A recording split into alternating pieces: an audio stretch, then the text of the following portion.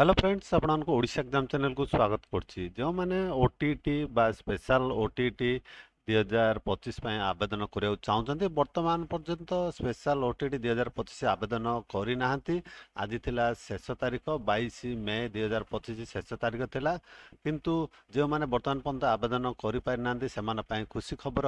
Special OTT 2025 last date extend ହେଇଯାଇଛି, ବୃଦ୍ଧି କରାଯାଇଛି, ଶେଷ ତାରିଖ ବଢ଼ିଯାଇଛି।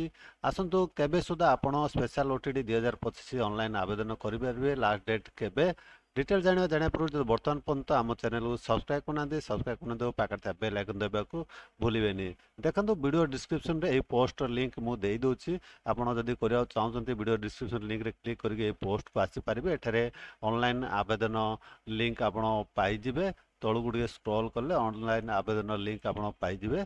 सब official website SOTT application form click कर एटा क्लिक कर आवेदन करें।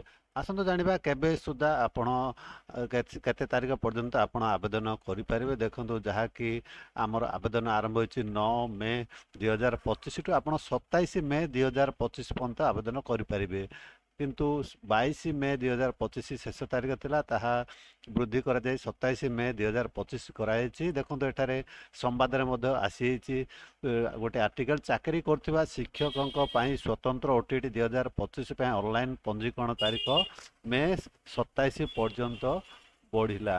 देखो कौन लेखा अछि, स्वतंत्र ओडिशा शिक्षक योग्यता परीक्षा ओटीटी पई ऑनलाइन पंजीकरण शेष तारीख एवं समय गुरुवार अपराह्न गुरुवार 11:45 थिला। एबे एहार शेष तारीख को मे 27 पर्यंत वृद्धि कराई। एपरि भाव में जानीपारे आपण 27 मे पर्यंत आवेदन करें। आशा करछि वीडियो आपन निश्चय भल लगी, सांगसाथी मानक शेयर करिया भूलिबेनी।